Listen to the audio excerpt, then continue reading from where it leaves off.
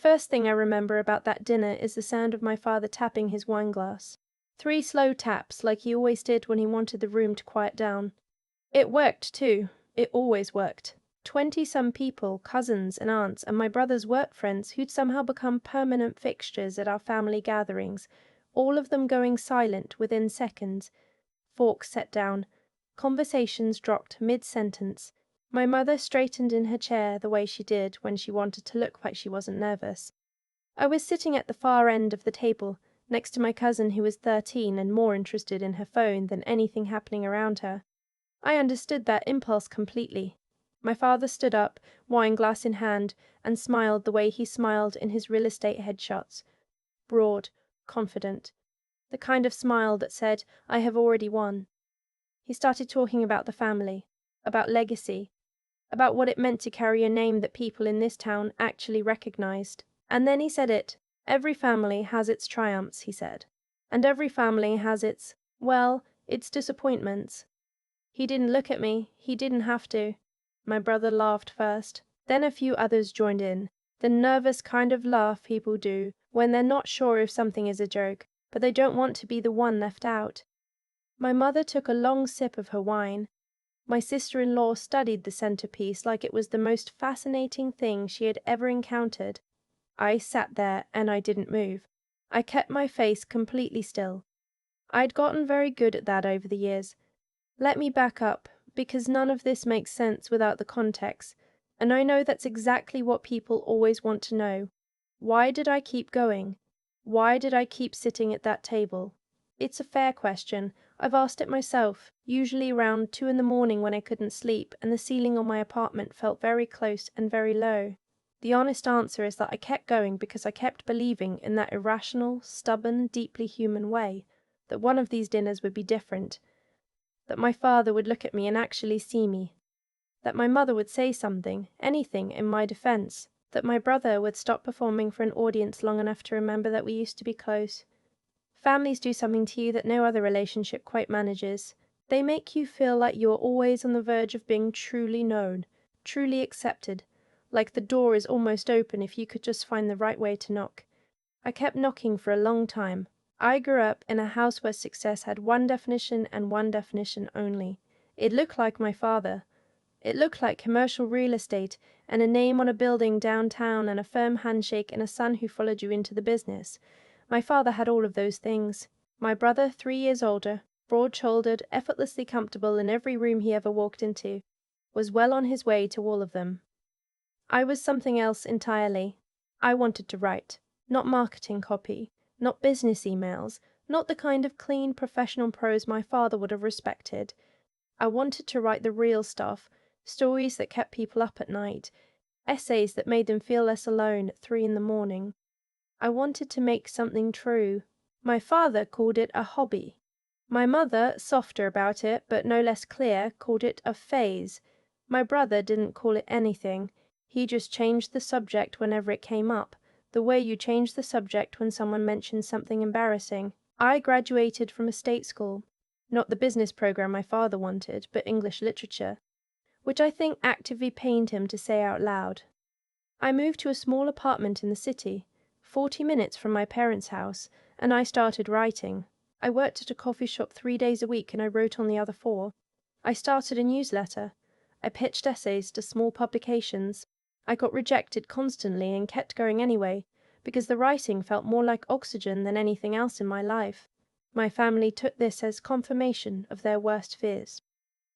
At every gathering, Thanksgiving, Christmas, the 4th of July barbecues my father threw because he genuinely loved an audience, the same ritual played out. My brother would announce something, a new client, a new contract, a promotion that meant a slightly larger office and a slightly more impressive title.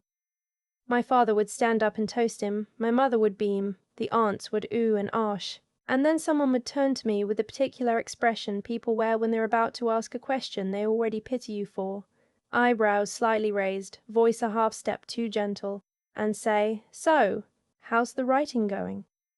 The pause before writing. That pause did a lot of heavy lifting. "It's going well," I would say. "Are you published yet? Working on it?" "That's great, that's really I'm sure it'll happen." And then they'd turn back to my brother, because his updates were satisfying in a way mine never were. His life moved in a straight line, and straight lines are comforting to watch. Mine moved in circles and detours and occasional sharp drops, and that makes people uncomfortable.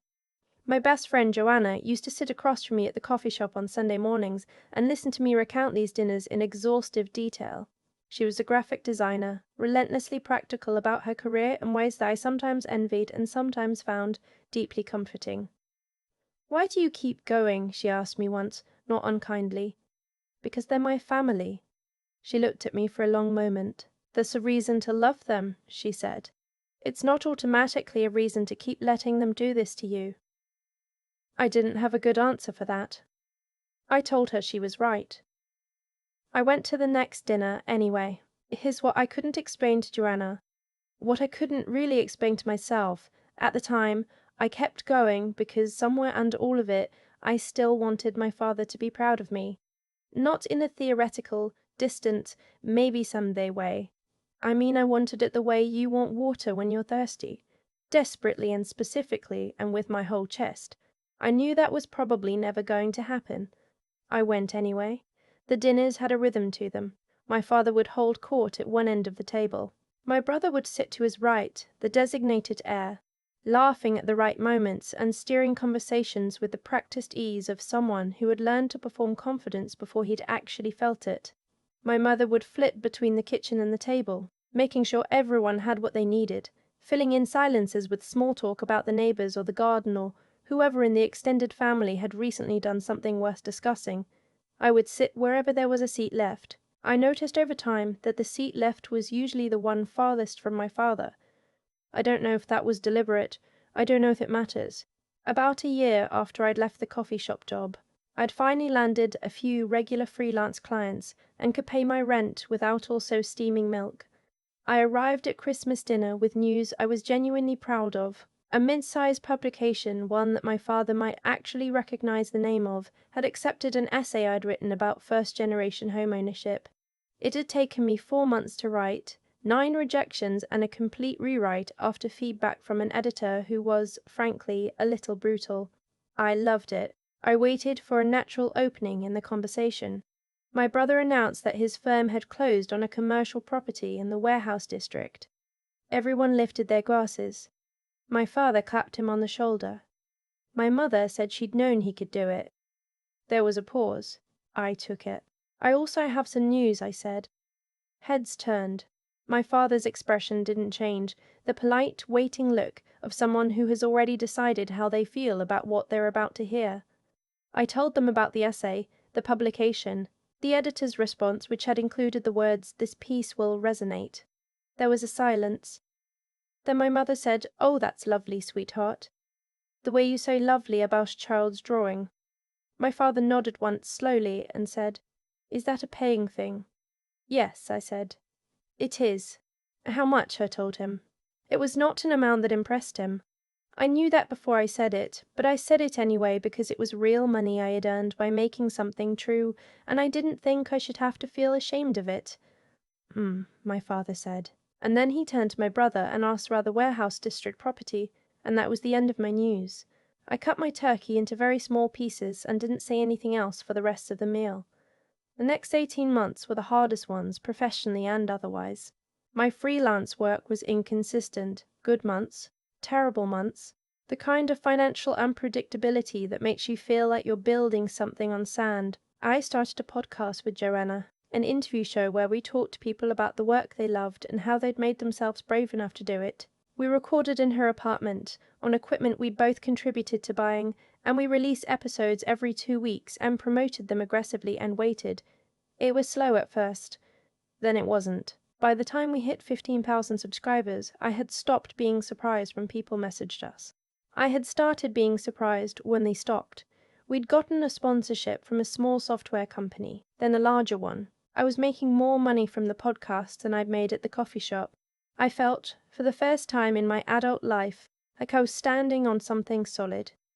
I didn't tell my family any of this, not because I was hiding it, or not only that, mostly because I'd learned that sharing good news with people who fundamentally did not believe in what you were doing was not the same as celebration. It was just more material for them to misunderstand. I went to my parents' house for Easter. I sat in my usual far-end chair. I smiled at the right moments. My brother announced that he'd been made a partner at 32. My father stood up, and this time there were actual tears in his eyes, and he said he had never been more proud of anything in his life. I watched this happen. I thought about the episode we'd just released. A conversation with a woman who had left a corporate law career to start a small publishing press and had never, she said, slept better. I thought about the messages we got every week from people who said things like, "This podcast is the reason I finally did the thing I was afraid to do." I thought, I am proud of what I made. There has to be enough. I drove home alone and called Joanna, and we stayed on the phone for 2 hours. The dinner that changed everything was in October. My parents had rented out the private dining room at an Italian restaurant downtown, the kind of place with white tablecloths and a wine list that my father liked to study with great seriousness. It was a celebration of my father's 30 years in real estate. He had invited clients, colleagues, family, a few city council members he played golf with. My mother had organized everything and looked radiant and exhausted in equal measure. I went because my mother called me personally to ask. She said it would really mean a lot to him. I believed her, and I also knew it would mean a lot to her, and I still loved my mother even when I was furious with her for never saying the things I needed her to say. I wore a dark green blazer I'd bought specifically for speaking events. I'd been asked to speak on a panel at a creator conference 2 months earlier, and I needed something that made me look like I knew what I was doing. I felt good in it. That matters, I think.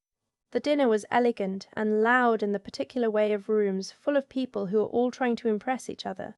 My father moved through it like he owned the floor, which in some sense he did. My brother stood beside him, a matching set. I found my seat, far end, near the window, next to a distant cousin from my mother's side who worked in insurance, and was perfectly nice and had absolutely nothing to say to me. The toasts began after the main course. My father's business partner spoke first, then a long-time client, then my brother stood up and gave a toast that was polished and warm and made everyone laugh twice on purpose and once by accident, and my father looked at him like he was the sun. And then my father stood up. He talked about 30 years of hard work. He talked about what it meant to build something that outlasted you. He talked about family and legacy, and the pride of watching your children follow in your footsteps. His eyes moved across the table as he said it.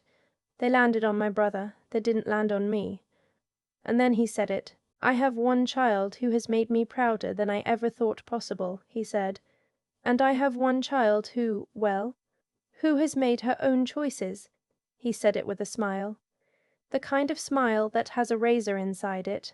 And then he laughed, lightly, like it was nothing, like it was a small joke, a gentle ribbing, the kind of affectionate teasing that families did at dinners like this.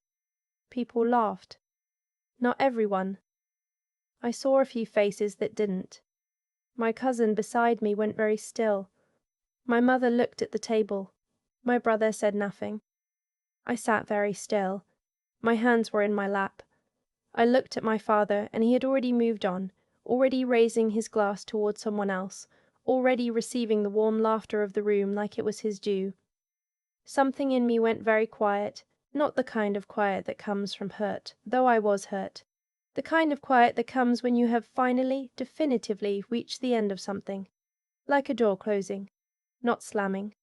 Just closing. But a soft click. I stayed through dessert. I was not going to give anyone the satisfaction of watching me leave. I ate the tiramisu, which was excellent. I had a second coffee. I talked to my cousin about nothing in particular, and was perfectly pleasant about it. When people started saying their goodbyes, I found my father near the door, shaking hands with a client. I waited until the client had moved on. Then I touched my father's arm, and he turned around. "I need to say something," I told him. He looked at me with the patient expression he used when he expected me to say something that wouldn't take long to dismiss. "What you said tonight," I said. "The joke about my choices.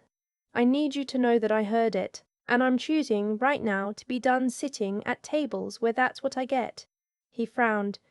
It was just a little. "I know what it was," I said. "I wasn't angry. That was the thing. I wasn't shaking, I wasn't raising my voice, I wasn't doing the thing where you cry at the worst possible moment because the feeling finally escapes. I was very calm. I think because I had been working up to this moment for a long time and I had finally arrived. I love you, I said. That hasn't changed, but I'm not coming to these dinners anymore, not until there's a real conversation about how you talk to me. And I don't expect that to happen any time soon, so this is me, stepping back. He stared at me.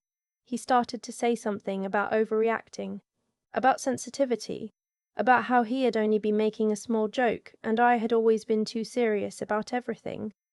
I nodded like I was listening, and then I said, I know you mean it that way. Good night, Dad. I got my coat. I found my mother, kissed her cheek, told her the dinner was beautiful and I was proud of her for putting it together. She looked at me with something complicated in her eyes that I didn't have the words for yet. Maybe she was relieved. Maybe she was afraid. Maybe both. I walked out through the front of the restaurant into the October air, and I stood on the sidewalk for a minute, just breathing. My phone buzzed. It was Joanna. You alive? Yeah, I wrote back. More than usual, actually. It's been almost 2 years since that dinner. My brother called me 3 weeks later, not to apologize for the dinner. He never did that directly, but to ask if I was okay, which I understood to mean that my father had mentioned it, and something had shifted and he wasn't sure what to do with that. I told him I was genuinely fine. I told him I missed him. The actual him, the person I remembered from before the performance of being my father's son had swallowed him whole. He was quiet for a moment. He said, Yeah, I know what you mean. That was the most honest conversation we'd had in years. The podcast crossed 50,000 subscribers in January. Joanna and I were approached by a production company about developing it into something larger. I have a book deal now, a small one, with an independent press, for a collection of essays about work and ambition and the stories we tell ourselves about what success is supposed to look like. My father knows about none of this from me. He knows because my aunt, my mother's sister, who'd been at that October dinner and had not laughed at the joke, told him. Apparently he was quiet for a long time after she mentioned the podcast numbers. Apparently he said, I didn't know it had gotten that big. My aunt told me this on the phone last spring. She said, I think he's proud of you, in his way. Maybe, I said. Does it matter? I thought about that for a longer moment than I expected to. Less than it used to, I said, which is its own kind of answer. My mother and I have dinner once a month, just the two of us, at a Thai place we both like near her house. She doesn't bring up my father and I don't either, mostly. Once, she said, I should have said something that night. At the restaurant, I should have said something years ago. She didn't look at me when she said it. She was looking at her food. I didn't tell her it was fine, because it wasn't entirely fine. I said, I know. I appreciate you saying that. She nodded. We ate our food. It was not a complete repair, but it was a start, and starts are worth something. I still think about that October dinner sometimes. Not with the searing pain I expected it to carry, more like a cold, clear memory of the exact moment I stopped waiting for permission to take up space. I had spent years arriving at tables where I was barely tolerated, bringing my real self to rooms that had no interest in receiving it, hoping that one more dinner, one more piece of news, one more attempt would finally do it. What finally did it? Was my father's cruelty? It wasn't one particular comment or one particularly bad night. It was realizing, standing on that sidewalk in the October dark, that I had already built the life I wanted. I had built it quietly, in the margins, in the hours my family didn't know about, and I had been so busy trying to get them to validate it that I had barely let myself feel proud of it. I let myself feel it now. The podcast is real. The book is real. The readers who write in at 2 a.m. to say this helped me. They are real, and they matter, and I made that. I made it with my hands, and my time, and my stubbornness, and the particular specific thing inside me that my father always called a disappointment, and that turned out to be the most valuable thing I own. I don't need him to know that. I mean, it would be nice. I'm human. Some part of me will probably always want my father to tap his wine glass and stand up and say my name with pride. But I'm done waiting for it. I'm done letting the wanting of it Cost me my seat at my own table. That's the thing, nobody tells you about walking away from the dinners that were destroying you. The hunger doesn't disappear. You just stop starving yourself trying to feed it. You find other tables. You build them if you have to. You sit down and you eat, and eventually, if you're lucky and stubborn and you have a friend like Joanna who answers texts at midnight and tells you the truth, you stop noticing how long it's been since you were hungry at all. I used to think the hardest part was the dinners themselves. The long drive there, the way I'd talk myself into a reasonable mood before I walked in, the specific effort it took to sit at that table and keep my face neutral, while my father did what he always did. But looking back now, I think the hardest part was the years before the dinners. The years I spent believing that if I just got a little further, earned a little more, proved something a little more concrete, then the door would finally open. That's the thing about growing up in a house where approval has conditions. You spend so long trying to meet the conditions that you forget to ask whether the approval, if you ever got it, would even feel like what you needed. I chased something for years that, if I'm being honest with myself, probably wouldn't have filled the hole it was supposed to fill. Because the hole wasn't really about my father. It was about me. About the part of me that had absorbed his definition of success so deeply that I couldn't fully trust my own. What I know now, that I didn't know then, is that the choices we make when no one is watching, the essay rewritten for the 9th time at midnight, the podcast episode recorded even when the numbers were discouraging, the decision to keep going at something because it felt true rather than because it looked impressive, those choices compound, not in a dramatic way, not overnight, but they compound the way all genuine effort does, quietly, steadily, until one day you look up and realize you are standing on something real. My father's words at that October dinner hurt. I won't pretend otherwise.